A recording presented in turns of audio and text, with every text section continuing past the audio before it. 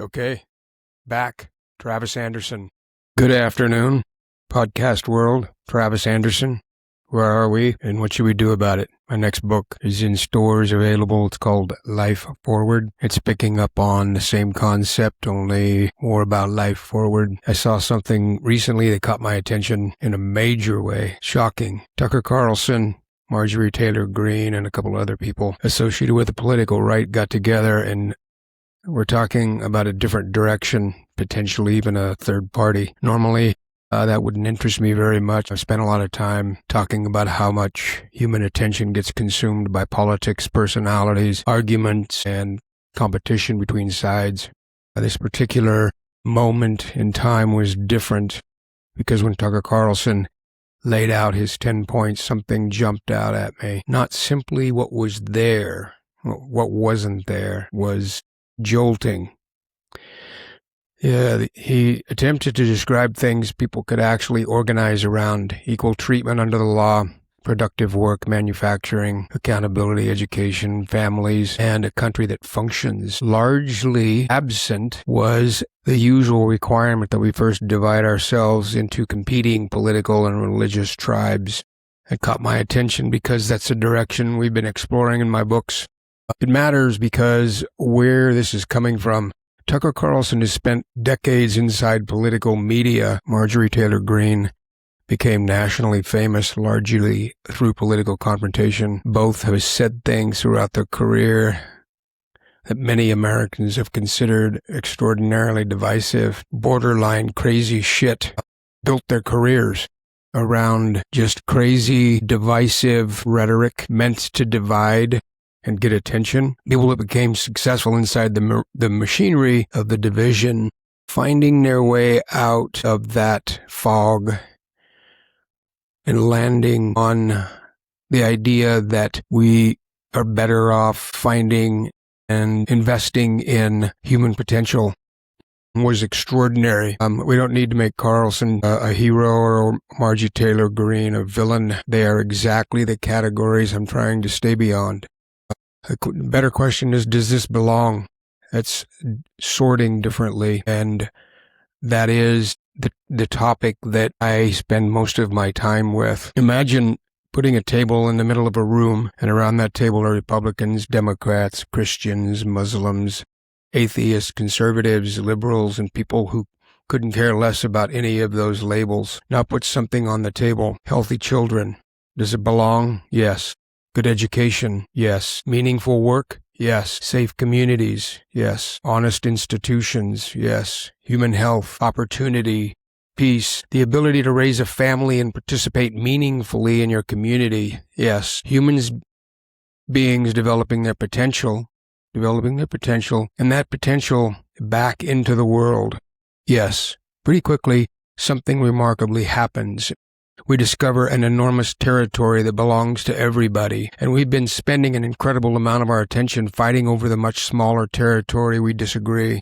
I think our incentives have been misguided and misdirected. Marjorie Taylor Greene and Tucker Carlson, just to name a couple, became particularly interesting examples. Political media learns something. Conflict gets attention. Outrage gets attention. Fear, an enemy, gets attention. They're both notable for getting attention, massive success. It was both of their rise to fame was focusing on those things and less on leaving divisive rhetoric out and finding a way to bring people in.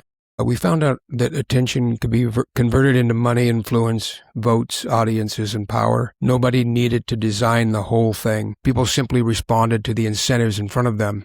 One successful outrage produces another. One politician discovers that attacking the other side generates attention. A television host discovers the same thing. Social media discovers it. Political fundraising discovers it. Pretty soon we've built an enormous machine around something that doesn't actually answer the most important question. Where are we trying to go? And now some of the people who became extraordinarily successful operating inside that machine appear to be asking that question themselves. That's the sea change. That's what's remarkable. That got my attention.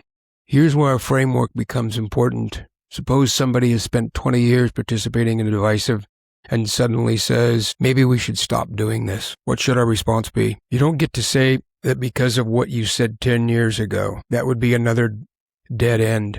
If we're serious about moving forward, we have to leave the door to forward open. Otherwise, nobody can ever change direction. Life doesn't work that way. Life sorts. Something doesn't work. New information becomes available.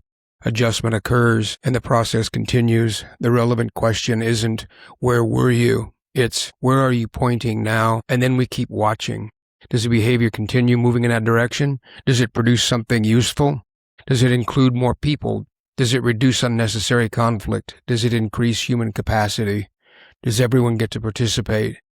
Those are much more interesting questions. The fascinating thing about the history of organisms and life on this planet is forward has always been there. There have been lateral movements. There have been species that have failed and died. There have been catastrophes, misunderstandings. Human beings especially go down rabbit holes that do not produce meaningful results. But something in the background is constantly pushing and pointing in the same direction, forward. If Carlson and Green simply create another political faction whose identity becomes we're the good people and those people are the enemy, then nothing fundamental has changed. We've rearranged the teams. Forward has to be bigger than that. Imagine instead that somebody on the political right says something useful. We keep it. Someone on the political left says something useful. Keep it. A scientist discovers something useful. Keep it. A teacher discovers a better way to help children learn. A business discovers a better way to develop its employees. Someone in China discovers something useful. Someone in Russia discovers something useful. Keep it. An idea doesn't have to pass an ideological test. It has to pass a relevance test. Does this help us move forward? That's why I've been increasingly uninterested in asking whether something is conservative or liberal. Those are inherited sorting categories. I'm interested in another category. Does it belong forward? We spent thousands of years creating identities and institutions that separate human beings. Religion, nationality, political parties, ideology, race, class, all kinds of bullshit that we make up along the way because we need to belong. We need to feel like something is looking at us, and that's our default. Instead of doing the work to discover what it is that makes sense long-term, we take the easy road and find tribes to belong to. Those days, it seems like, are potentially going to be left behind. Maybe we are taking a step out of the darkness of the conflict that we created ourselves and finding a better sense of belonging where we should be. We're human beings. We're alive. We're trying to have a good experience being alive. We want our children to thrive. We want meaningful relationships. We want opportunity. We want safety. We want purpose. We want to use our capacities. And increasingly, we need one another. That's enormous common ground. Maybe instead of beginning with the tiny percentage of things that separate us, we begin there. So I'm watching what Tucker and Marjorie Taylor Greene are doing, not because I've suddenly joined their team. That's the old story. I've paid attention to both of them and found myself more often than not shaking my head, wondering how it is possible that these words are coming out of somebody's mouth. But I'm watching because I recognize something in the direction. They're beginning to ask a question that more people are going to have to ask. What can we actually build together? And when people who have spent significant portions of their careers participating in division begin asking that question, I think it's worth noticing. Maybe they continue, maybe they don't. That's not really the important part. The important part is that the idea is appearing because nobody owns forward. Nobody invented it. Nobody gets to control it. We discover it. We contribute what we can see. Someone else sees the next piece and we keep going. We don't need everybody to agree about everything. We need to become much better at recognizing the things we already agree belong and then put our attention there. It's a very different human project. And maybe we're beginning to see the first signs that other people are discovering the same thing. Forward is available to everyone. Me, you, Tucker, Marjorie. There is a space that we can share that doesn't require inventing division. Thanks for listening.